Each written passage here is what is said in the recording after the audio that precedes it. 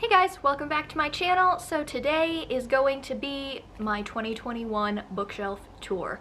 I have never done one of these before, and I kind of just wanted to get a snapshot of what my bookshelves look like right now.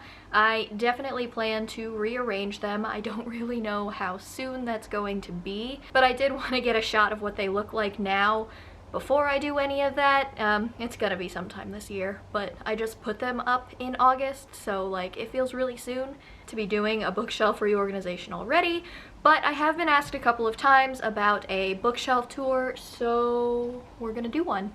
I did want to start this video off with a couple of things. One is I've gotten a lot of questions about where I've gotten my bookshelves. The answer to that is I made them. When we moved into this house, I will link my bookshelf reorganization up above. I kind of talk a little bit about it there. But when we moved into this house, we got a house that has a family room on the second floor, and the wall in the back of it was absolutely perfect for some bookshelves. So with the help of my husband John, we bought 5 12-foot long, I think 12-foot long, like 1-inch thick boards from Lowe's. We sanded them, we stained them, we varnished them, we carried them up to the second floor, and we hung them up on the wall with some super heavy-duty metal brackets. So far, I think it's been about 5 months now. They're holding up really, really well. There's obviously no bowing. The brackets are still in great shape. So I think that we did a great job for having no actual prior knowledge of how to do this. The only thing is that for this bookshelf tour, I'm not really sure how to go about doing it. Obviously these are like custom built to our house, so I don't see very many bookshelf tours where they're not just like segmented bookcases, and we're gonna have to figure that out as we go along. I guess I'm just going to have to move along each row or move from top. I don't know. We're gonna figure it out. It's fine. So yes, the answer to the question is we built them ourselves. I am in love with them. They are my pride and joy. And for the record, get yourselves a husband who supports the fact that I'm already running out of bookshelves and wants to help me extend. So there's that. The other question I get a lot is my fairy lights. Honestly, I just got a 60-foot long string of fairy lights, I think, from Amazon. I think it was like $13. It was really not bad, and it's kind of tight, but it fits pretty perfectly. They're just hung up with like those really, really tiny plastic command strips, and they work really well. None of them have fallen off, and they are holding everything in place where it needs to go. So that's the answer to question number 2 that I've gotten a few times. And then last but not least, I did want to talk about my organization process because I don't have much of one. I've always had a lot of books. Like, I've always been the person with a lot of books, like in their bedroom or whatever.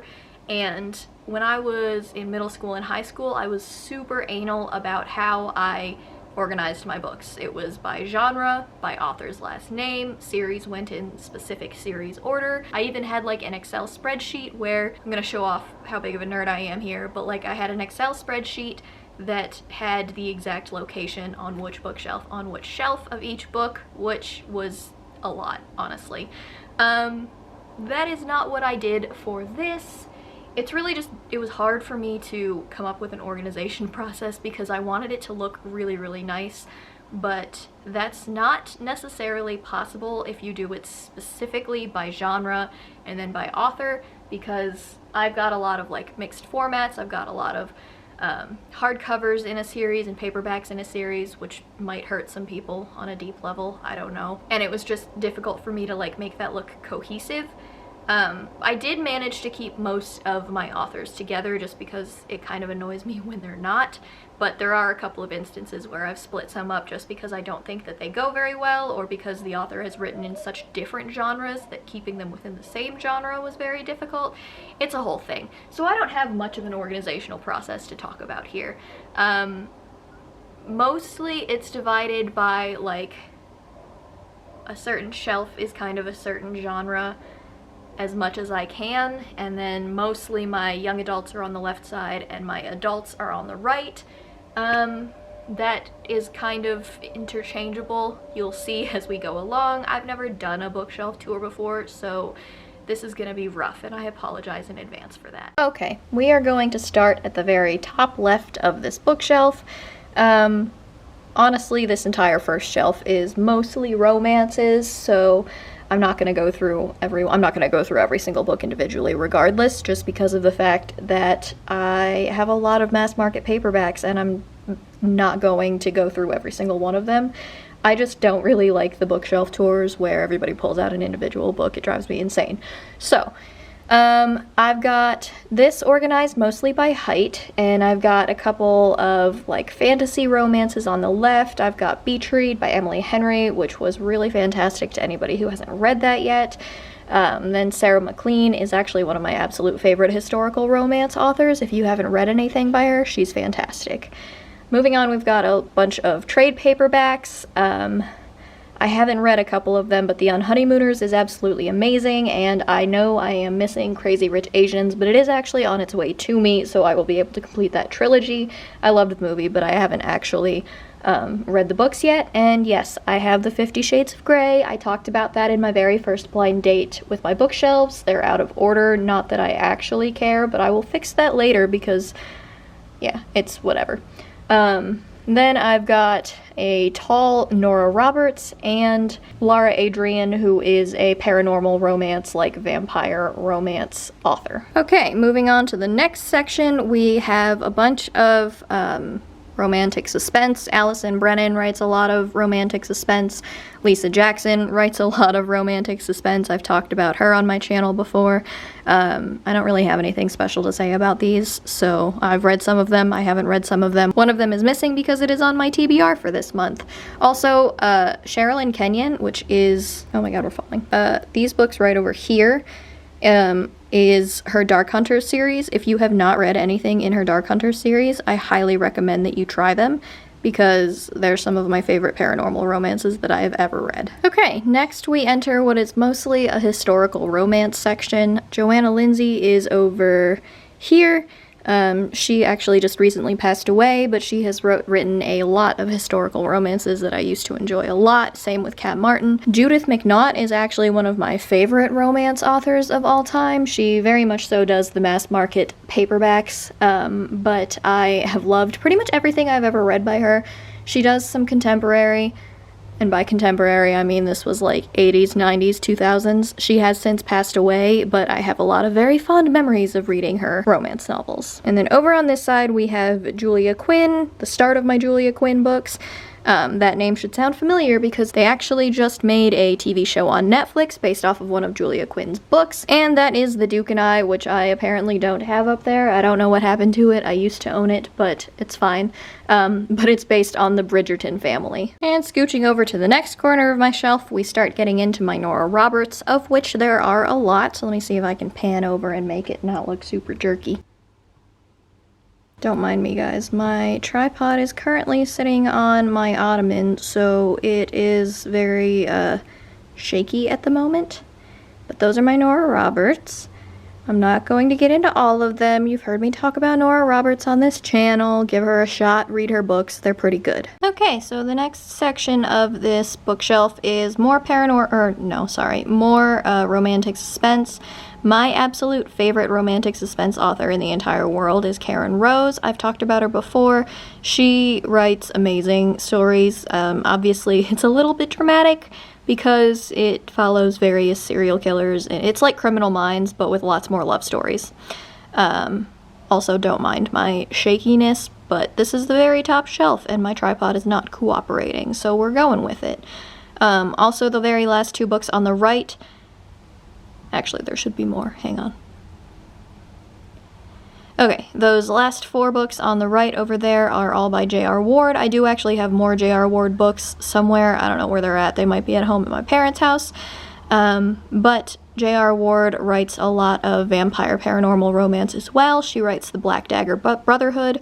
Highly recommend. I absolutely love them. And for Sarah J. Maas fans, she loves them as well. Okay, I mentioned before that my top shelf is very awkward to film, so I'm not going to get too in-depth on this last corner here. But this entire section, Kathleen Woodowis writes a lot of historical romance as well. And then I've got a couple of just regular fiction books. like, I don't know. I don't even know what these are. I'm pretty sure most of them are John's. You know, it's marriage. I have to share my bookshelf with him, so he actually gets a lot of this corner, obviously, except for Nora Roberts and Karen Rose and Head Over Heels and Consumed and J.R. Ward. It's fine. Most of these are mine. But in the corner over on the right by the wall, he's got a couple of nonfictions for golf and the Yankees. And then we've just got a couple of children's books that we have kept with us through the years and stuff like that. So that is that top corner of the shelf. It's kind of our catch-all. They're still kind of sorted by height, which is why the romances are over here and not on the other side. And yeah, like I said, there's not really anything too crazy about this corner. So we are going to move on to the next shelf, which is going to hopefully be a little bit easier for me to reach. Okay, so moving down one shelf, this corner of it is, it's kind of a catch-all for random types of fiction that I couldn't fit a lot of on the mass market paperback shelf. So over on the right, I've got Saga, volumes 1 through 3, and a little, like, magnetic bookmarks that I got in an Owl Crate last year. And then my Dan Browns, like a bunch of my historical fiction, stuff like that. Con Iggulden, if you haven't read any of his, like, Caesar series, they're actually really, really, really good. I haven't read the one on the War of the Roses yet, but I'm really interested to at some point. Then we've got a couple more of John's books, the Gary Paulsons, the Margaret Haddocks. He really enjoyed those as a kid, so we've kept those copies as well. And just a couple of other, like, just like I said, random catch-all fiction type things that I couldn't really fit anywhere else. So I've got a few more of these, like, random fiction catch-alls, like I said. Nora Roberts writing as J.D. Robb, a bunch of mysteries or just regular suspense. Let's see, the first book in, like, the Castle from the TV show Castle series. A couple more historical fictions, and then off to the left officially starts the sci-fi section. Okay, so now the rest of this is honestly just my sci-fi shelf. So I've got, so John has a Mass Effect book over on the right, and then I have a whole bunch of Christopher Stasheff, who writes a lot of classic sci-fi. I read The Warlock in Spite of Himself when I was really, really young, and I have really good memories of the entire series. I haven't read it again as an adult, so I couldn't tell you how it has aged, but I loved them at the time, and I have most of this collection from my dad. Moving on, I have the Gondolara cycle, which again I read as a kid and I have really, really fond memories of. My uncle lent all of them to me and I absolutely adored reading them. I highly recommend them if you have not had the chance. They are actually a really, really good read. And again, just like very classic sci-fi, with a pretty good plot twist at the end, I will say that much. And then on the left starts my Michael Crichton section. I love Michael Crichton. Again, I've been reading Michael Crichton since I was pretty young. I think I read Jurassic Park in like the 4th or 5th grade, and I loved it. So I have a lot of his works from over the years. I know I'm missing a bunch. I don't love all of them, I just love most of them.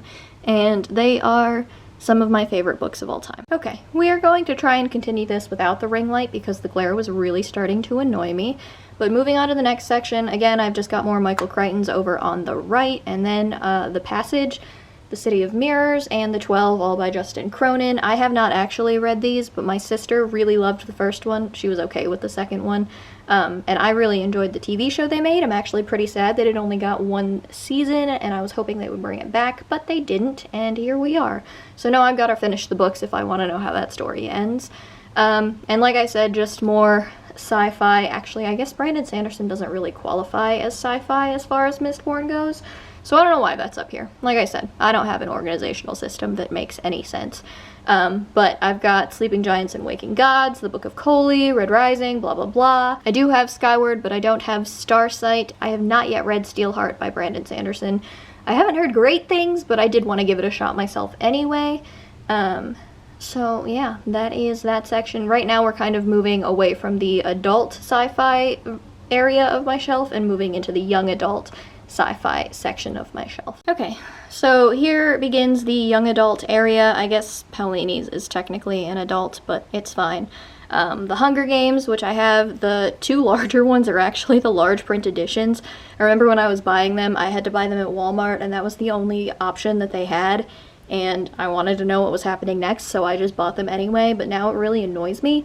But it's fine, whatever. There we have Cinder and Scarlet, which are the only two in the series that I own physically. I do own I think I own the entire series on Kindle, but I was trying to collect physical copies as well because I did really enjoy that series. And I also have this really pretty necklace that actually came in an owl crate that is based off of like the Lunar Chronicles that I really love, so I keep it up here on my bookshelf. Then we have Renegades, and again another series that I love, and Catwoman that I haven't read yet, which is the only Sarah J Maas book I haven't read yet, I think. Glass Sword I have, but I have Red Queen? I think it's called Red Queen? Whatever the first book is. I have that on ebook, so that is why I only have the second one. I actually haven't even read it yet. I read Red Queen years ago, and I have never moved on to the second one, and I really don't know why. It's not like it was bad. And then just more young adult sci-fi. The Gap is where Slay by Brittany Morris goes. I have that in my January TBR, so I have pulled it out for the moment. And yeah, that is this particular section of books. Okay, moving on to the last section of all of my sci-fi, we have Honor Bound and Honor Among Thieves, which is by Rachel Kane and Anne Aguirre, and I love both of those authors for the most part, so I was really excited to hear that they had written a sci-fi together. I haven't read them yet, but I have heard good things about them, so I'm pretty excited about it. I don't know, you probably haven't heard me talk about The Razorland Chronicles by Anne Aguirre on my channel before. If you haven't, I don't think you've been paying attention, or you must be new here. But I do love this dystopian series. It's actually one of my absolute favorite YA dystopians that I've ever read. Highly recommend them. And then we have a bunch of Marie Lu's Legend, which I actually never really got into. I know that's blasphemy on BookTube. Warcross, which I really enjoyed, and That Empty Gap belongs to Wildcard, which again I have pulled from my January TBR. The Young Elites, which I was really excited to get into. I haven't read it yet, but I am really interested. And The Kingdom of Back, which I got in an owl crate, and I just don't really know if that is something that I'm interested in or not. It's really pretty, so I can't bring myself to unhaul it quite yet. Actually, I'll pull it. I'll show you how pretty it is. So it's absolutely beautiful. This edition is absolutely stunning, and it is signed, and it has, I don't know if I can show it off properly, but it has these beautiful, like, silvery sprayed edges that are absolutely gorgeous. So, yeah, I mean, what can I say? I like pretty books, and I can't bring myself to get rid of it just because of that. And then on the left, we have just a few other random, like, dystopian or sci-fi young adults. Virals is by Kathy Reichs, who is, she's a forensic anthropologist. She actually is the author of the series that inspired the TV show Bones. And Virals is a young adult sci-fi that's actually based off of, like, her character Temperance Brennan's niece, but like doing her own thing. I actually really enjoyed it when I read it. I thought it was really cute, so I would recommend you guys give it a shot if you are remotely interested. And then also, this came from an owl crate last year as well. It's just like a little notebook with a quote inspired by Oscar Wilde on it, and it looks really pretty on my bookshelves. Okay, so hallelujah, we're in the final part of my bookshelf that I have to stand on a ladder to reach. This is my, like, classics section, or whatever I would call that, I guess. These are all of, like, the classics that I have gathered over the years from, like, high school reading and stuff like that. And then I've got these really cool old, like, antique-y copies of Jane Eyre and Wuthering Heights.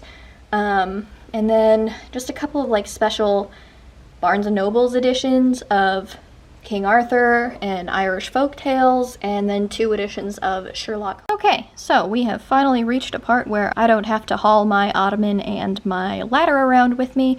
This is the YA corner over here. I think it's mostly like YA fantasy. I think there might be a couple of like YA dystopians in there, but I guess Monstrous isn't really YA, but I think it looked more aesthetically pleasing on this side of my shelf.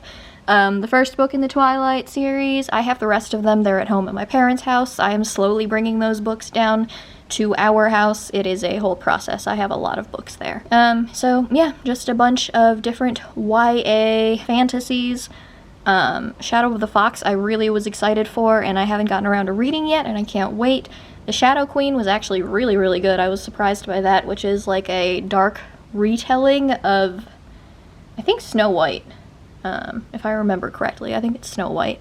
And then I've got my Leigh Bardugos, so I've got the Grishaverse, the first 3 in the trilogy, and then I've got 6 of Crows and Crooked Kingdoms.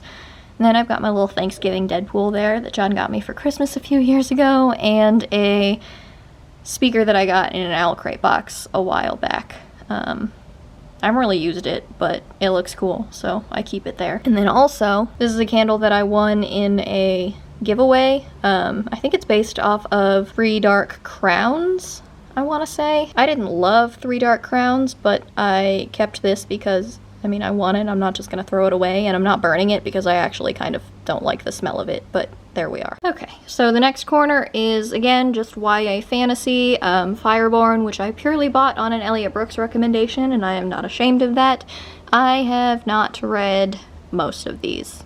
The only ones in this section that I've read are the first 3 in the Ember in the Ashes trilogy, and I absolutely love those. Well, for the most part. You can see me talk about them in a different video. This is not the time.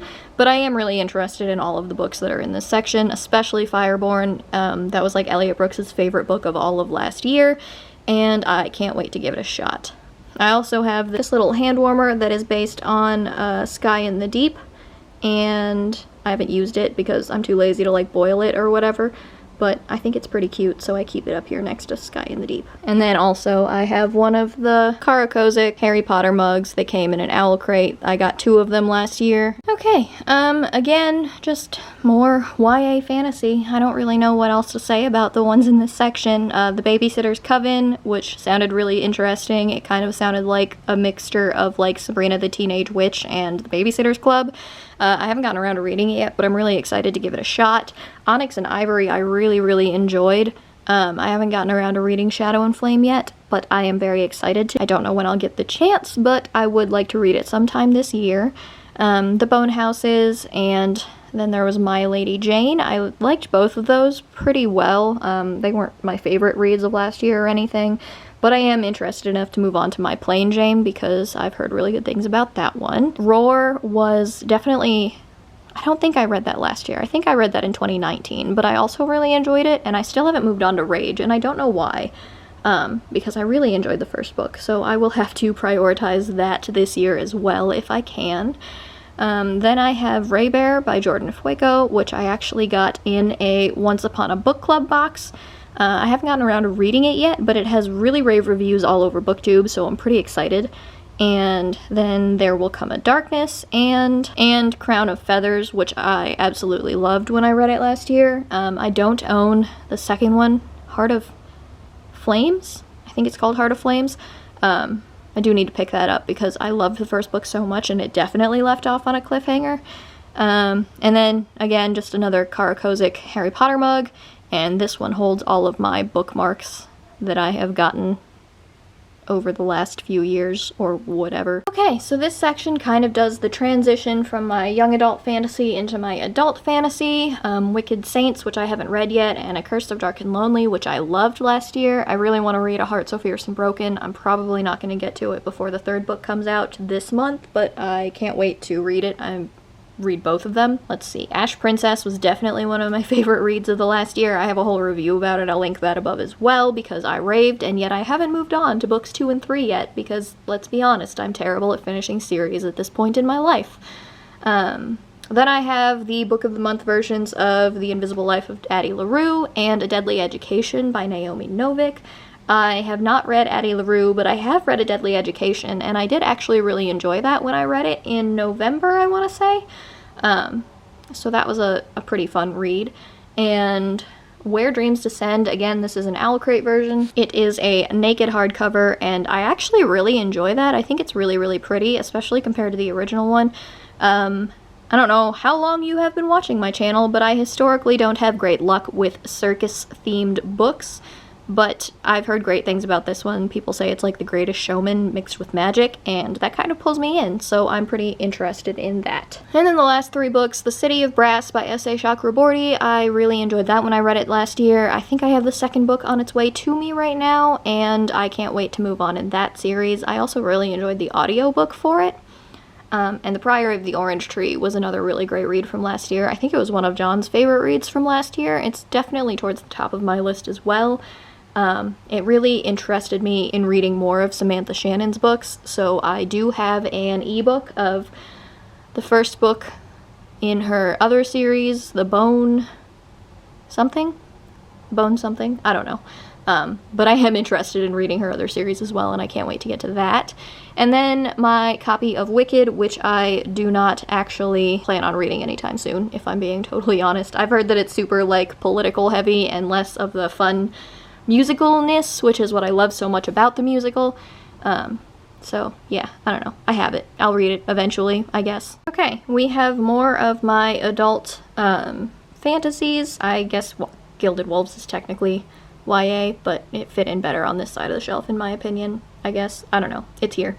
The Name of the Wind, which I actually haven't read yet, From Blood and Ash, which I'm really excited to get to. That copy was actually sent to me by my cousin, and I'm sure she is waiting for me to give her my thoughts on it, and I've had it for a couple of months, and I haven't done that yet, so I need to prioritize that this year. My editions of the Witcher books, they are all different sizes. I know, it annoys me too, and then a couple of them are, one of them is missing. I think John has that on his TBR, so that is why The Last Wish is not over here. I have the third book in the Temeraire series. I do not own books 1 and 2. I would like to get them at some point. I've heard they're really, really good, so I need to pick those up at some point. But I have book 3 for when that time comes.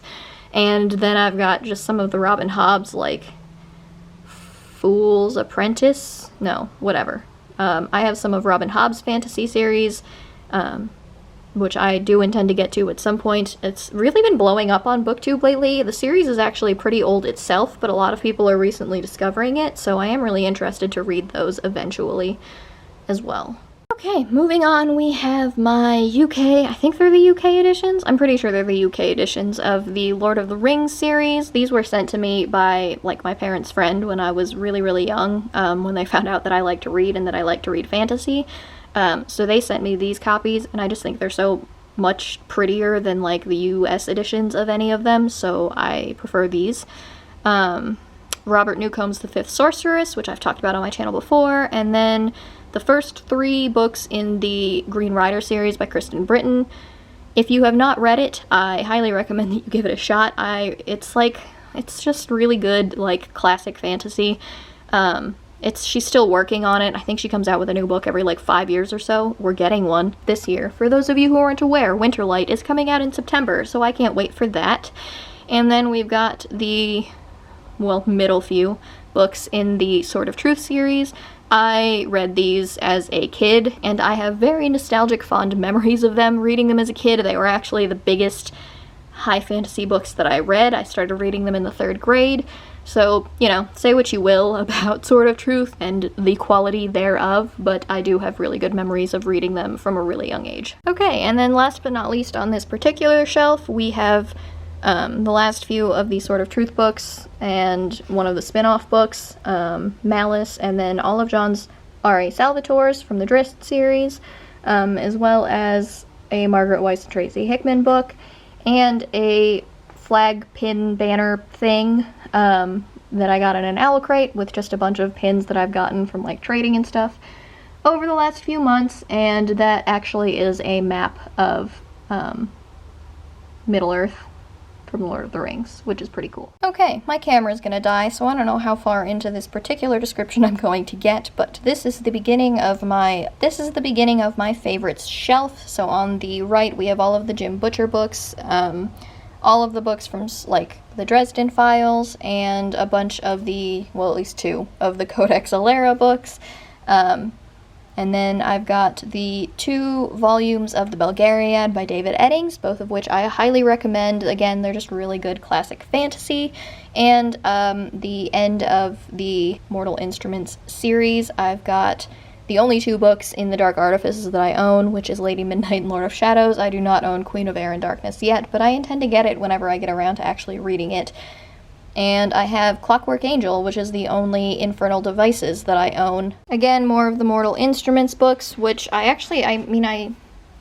I really enjoyed reading these as a kid. I don't necessarily know that I love them as much as I did now that I'm older. I did just recently do a read-through of the first 3 books of the Mortal Instruments, and they were okay. I definitely enjoyed reading the Infernal Devices more. I don't love City of Fallen Angels, and I started City of Lost Souls. I'm probably going to finish it this year. And I've heard City of Heavenly Fire is like the best one, so I'm pretty excited to get to that. And I've also got my Illuminae files, which I adore. I read all of those, I binged them all as fast as I could, and I have no regrets. And then I have a little tin. Okay, well, my battery on my camera died, so we have switched to my phone. So if there's a change in, like, video or audio quality, that is why. I don't remember where I was, but essentially I have this little tin in the front, which is from an Owl Crate from last year, and that is just like a metal tin with an Illuminae Files quote on it. I also have Aurora Rising and Aurora Burning, which again, I really, really enjoyed. I loved Aurora Rising when I read it. I liked Aurora Burning a little bit less, but it ended on a bad cliffhanger, and that always gets me, so, yeah. We shall see where the 3rd book goes. And then we get into my Kevin Hearne collection. Okay, so these are my Kevin Hearne books. We have Kill the Farm Boy all the way on the right. This is like a super satirical fantasy. It makes fun of the entire fantasy genre and all of the fantasy tropes, and it's actually pretty funny. Ink and Sigil, I've talked about it relentlessly on my channel. Actually, I've talked about Kevin Hearne relentlessly on my channel, so if you haven't read his books, go read them. There is A Plague of Giants, which I really enjoyed it when I read that last year, and A Blight of Black Wings, which I haven't gotten to, but I would like to, hopefully, this year. I will try and see if I can fit it in somewhere. And not all, but most of my Iron Druid Chronicles, the ones that are missing, I think John has pulled for his TBR, because he's trying to read through all of those, but every single Kevin Hearne Iron Druid book that I own is actually signed and personalized to me. I did get to meet him last year at the release of A Blight of Black Wings, and he was so kind as to sign all of my books, and he's just the sweetest. That's part of the reason why I fangirl over him so much as an author. He's just so absolutely so nice. Then we get into my ACOTAR collection, and I'm really glad that I managed to get all of these hardcovers while I still could, because, let's be honest, I do not like the new ACOTAR covers. I think that they're super ugly, so I'm pretty upset that A Court of Silver Flames is not going to match with the rest of these. I'm not buying new covers for the new, editions, though. I refuse to give in to that kind of consumerism, so, I mean, no shade to anybody that does. It's just not, it's not for me. But yes, these are my ACOTAR books. I really love them. A Court of Mist and Fury is my favorite. Okay, continuing on with the Sarah J. Maas stanning, I have all of my Throne of Glass books. You will notice that my actual Throne of Glass does not match with the other ones.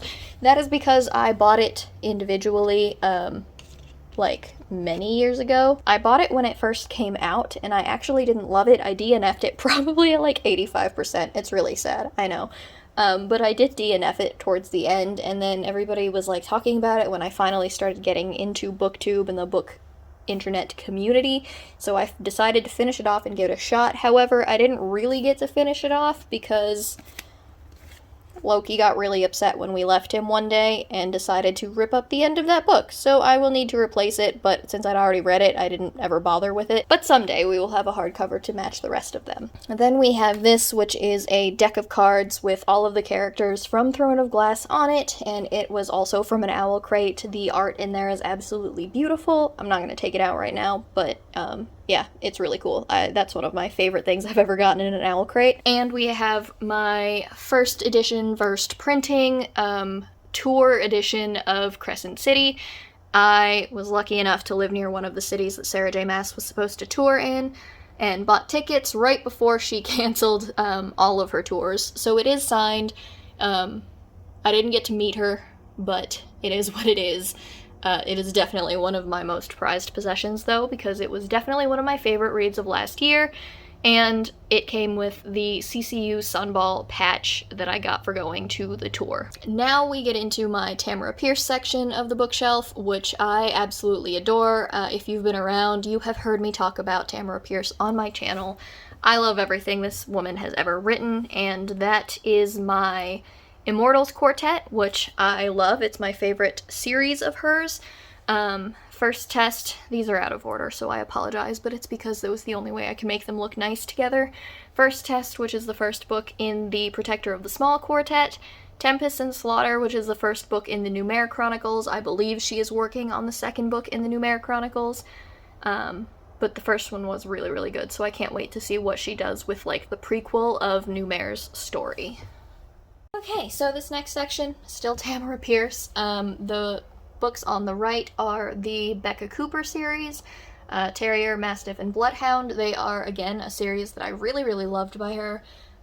You know, again, don't worry about the fact that some are paperback, some are hardcover, because that is how I got them from thrift books, and that's just how it's going to stay. Also, they're out of order. Give me a second. Unlike 50 Shades of Grey, that was actually going to bother me. Then we have Tortall and Other Lands, which is a bunch of short stories that she's written in the world of Tortall. All of these are out of order as well. Okay, so from the bottom is Alana, which is the first book in the Song of the Lioness, and Lioness Rampant, which is the last in the Song of the Lioness. I have all of these, like every single one of them I have on ebook, but I was working on collecting the physical copies, and it's slow going, especially when she's released so many editions of so many of these that it's really difficult to buy online matching editions, but we're getting there. The 3 books on the top are all part of her Emelon different series, The Circle of Magic and The Circle Opens. I only have the first one, Sandry's book. I have all of the rest of them on ebook, and then for The Circle Opens, I have books 2 and 4, which are Briar and Triss's books. Those were actually 2 of my favorite. Daja's was also my favorite as well. But yeah, I have all of those on ebook. They're also really good. I just don't love them quite as much as I love the Tortall books. Moving left again, we have my Cinda Williams Chima section. I have talked about the Seven Realms series on my channel relentlessly also. So this is actually, the 4 that you can see there are the Shattered Realms series, which comes after the Seven Realms. Let me see if I can scooch over. That at least makes more sense. So, all the way on the left is the Seven Realms series, and then the next 4 are the Shattered Realms series, and I've talked about them a lot. You should go read them. They're all really, really, really good. I have only made it as far as Shadowcaster in the Shattered Realms series, but I would like to finish Stormcaster and Deathcaster this year because I really, really like it. Okay, and then the last corner of this shelf, off to the right, we have more of the Cinda Williams Chima stuff. It's really, really blurry. Hang on. Okay, I think that made it a little bit better. So once again, change in lighting. So yeah, we've got the last 4 books that I have by Cinda Williams Chima, which are the Warrior Air series. Does that actually have a name? Apparently they're called the Air Chronicles. So I have the first 4 books in the Air Chronicles. The last one I do have ordered. It's on its way here. I had a little bit of a book haul coming, so you're gonna see that sometime soon. Then I've got Blood and Honey and Serpent and Dove by Shelby Mahirin. I'm not sure how you say her name. So I do actually have the bookish box editions of both of these covers, and I really, really love them. I think that they're gorgeous. So this one is Serpent and Dove, and this one is Blood and Honey, which I haven't read yet, but I will be getting to hopefully this year, probably right before the 3rd one comes out, because I've heard it ends off on a cliffhanger, and I don't want to deal with that. I don't need my heart broken. Then we move on to my Aragon books. I have had all of these for a very long time. Everything in this corner, including the Harry Potter books, I've had since childhood. Aragon, somebody got for me when I was probably 9 or 10 years old. He knew that I loved to write, and he kind of got it for me as inspiration because Christopher Paolini, for those of you who don't know, when he wrote Aragon, he actually was only 15 years old when he started, so super inspirational to all of the child writers out there. I obviously was not anywhere near as successful as he was, so, you know, it is what it is, but I do have a very special place in my heart for all of those books, purely because that one is a gift, and as you can see, is very well loved. Then we move on into the Harry Potter corner. You know, we're not going to give this too much attention because of J.K. Turfling, but this is my Hermione wand that John got me for Christmas a couple of years ago, and Those are all the original books that I got, like, obviously the hardcovers I got on release date. They are also very well loved. This Harry Potter and the Sorcerer's Stone. The first 3, Sorcerer's Stone through Azkaban, I have had for many, many years. Those are my original copies from when I was in elementary school. And Harry Potter and the Goblet of Fire, that is the UK edition, which is why it doesn't match any of the other ones. My dad had to go on a work trip to Russia when I was younger, and he brought that back for me as a present when he found it in the airport, and he knew that I would love it, and he knew that that was the next book that I needed, so that is why it is different than the rest of them. Okay, this corner is another kind of a catch-all corner, so the things on top are things that I've gotten as gifts in a Once Upon a Book Club box, and then under that is just a few Book of the Month books that I've gotten over the years, just like all of these thrillers or mysteries or whatever, I don't know what you would call them. The Louise Pennies are actually John's. He really likes Louise Penny as an author, and I enjoyed Dangerous Minds by Janet Ivanovich a lot. I actually enjoyed it more than her like One for the Money series. That is the only one in that series that I own, but I did really like it. Moving on is The Haunting of Hill House, which was supposed to be my punishment for failing at the book cover challenge last year. I still haven't read it. I'm gonna get around to it, I promise. Tiny Pretty Things is the book that the Netflix show is based off of, for anybody who doesn't know that. I have it. I have not read it. I will probably get around to it, I guess, at some point. And then Today, Tonight, Tomorrow, I also got in a Once Upon a Book Club box. That is by Rachel Lynn Solomon. It was super cute for anybody who wants to know. I highly recommend it. It's just a cute little contemporary YA romance, and I really, really loved it. Then I have Pride by E.B. Zaboy, which is also a young adult. I think it's a romance. It must be, because it's an African retelling of Pride and Prejudice, which is really, really cool. I'm hoping to read that sometime this year as well. Rebel Spy was another book that I got in a Once Upon a Book Club box. Wicked Fox I'm hoping to read this year because I'm really excited about that. And then off to the right we start to get into the only Riordan books that I have physical copies of. Okay, so like I said, these are the only Rick Riordan books I have physical copies of. I actually own every single Riordan book that I'm aware of on ebook. I really love everything that guy writes. He's fantastic. I can't wait for the Percy Jackson TV show to come out on Disney+. So I'm pretty excited about that. Yeah, and then just we've got some more YA fantasy. Actually, I'm not sure if And I Darken and Now I Rise are actually fantasy or if they're just like an alternative historical fiction. I'm not entirely sure. I do want to read And I Darken this year. I've heard really great things about it. I've only read a couple of things by Kirsten White, and like the Guinevere Deception, it was not really super impressive to me. So I did like Slayer by her, which is like her continuation of the Buffy universe, and I've heard great things about the like And I Darken series, so I can't wait for that. And then the only book in the Stalking Jack the Ripper series that I own, which is Escaping from Houdini, I really liked that series as well. Coincidentally, this is actually my least favorite book in the entire series. I did give it 2 stars. I did not like it at all. And Incendiary by Zorena Cordova, which I have not read, but again, I have heard great things about. Okay, this section kind of starts the change from my YA bottom fantasy section into my adult, and that is Ace of Shades is YA. I've heard fairly mixed reviews about it, but I am very interested in the premise, so I wanted to give it a shot anyway.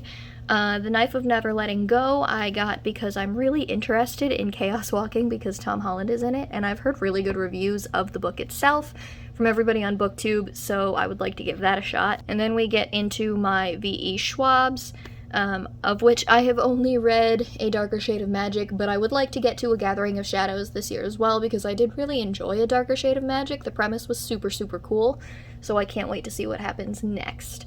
And also, I've got this keychain, which I will try and turn my light off for. This keychain, which I got in an owl crate last year, which is inspired by The Magicians. If you look closely, it actually says Breakbills Academy, which is the name of the, like, college or whatever in the Magicians series. Oh, and we have The Rise of Kyoshi because John and I both really love Avatar, and we are really interested in that book as well. Okay.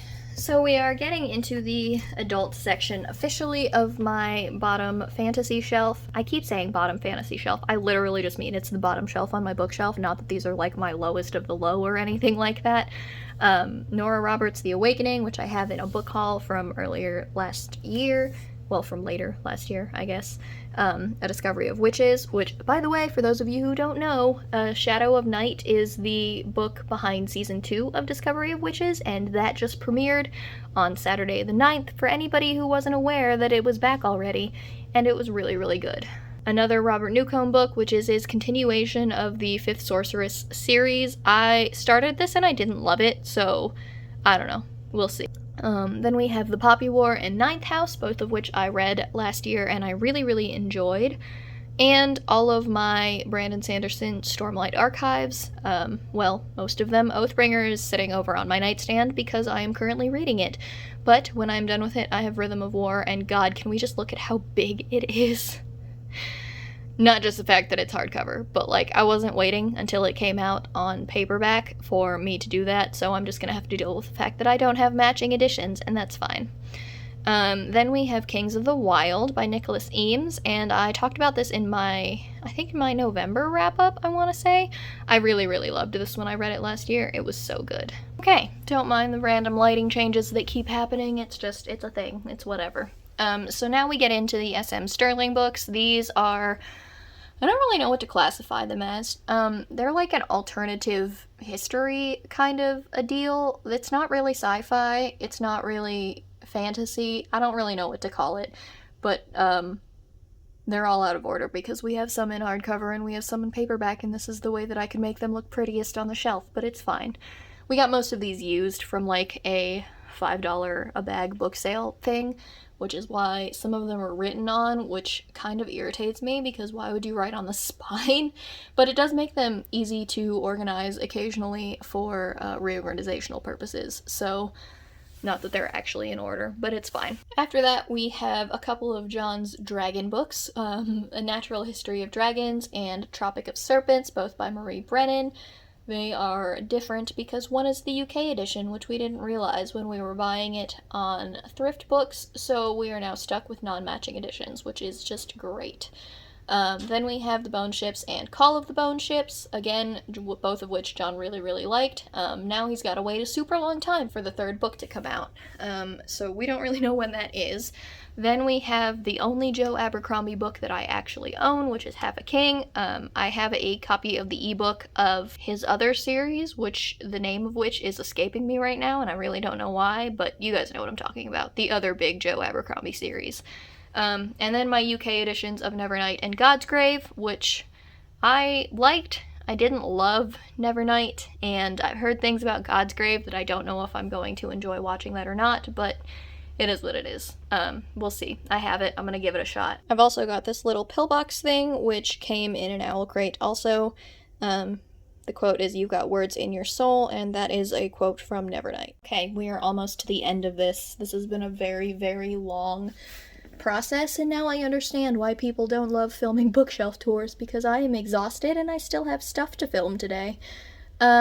So this is just a bunch of my mass market fantasies that I've collected over the years. Let's see, The Obsidian Chronicles, I think it's called, by Lawrence Watt Evans, the Song in the Silence books, which is not actually what they're called, but I can't remember the series name off the top of my head right now, by Elizabeth Kerner. I really, really enjoyed those. I've got some Terry Brooks and the first Discworld book, and then a bunch, I have three. I have 3 David Eddings books from the Belgariad series, or World, and the Malorian, and then we start getting into my, like, sci-fi or fantasy mass markets, and they're, like, more urban fantasy in this section. So Sin's Dark Caress is urban fantasy, and then all of those Rob Thurman books are also urban fantasy, and then all of those Anne Aguirre's, I'm pretty sure, are more space opera-like than anything else. And last but not least, we've got a couple more of the Codex Alero books, and all of the books that we own in the Dark Tower series. I didn't love The Gunslinger when I read it, but John is interested in them, so we're keeping them for now. If he doesn't like them as well, we're totally unhauling them, but they are in that corner for now until he manages to fit them into his TBR.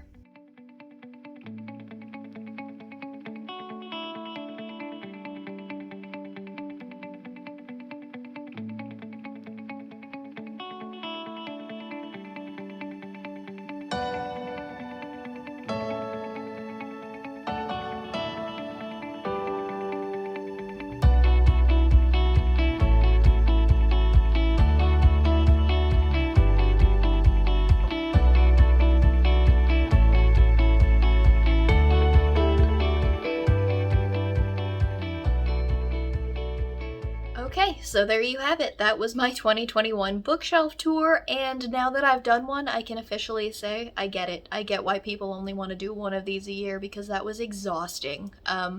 There's a lot of books, and there was a lot of ladder climbing involved, and that was not very fun. But I hope it was worth it, because I hope you guys enjoyed it. Hopefully I can do another one of these next year, after I have reorganized it. We'll see when or how that is going to happen, but I hope you guys liked it. I will see you in my next video. Bye!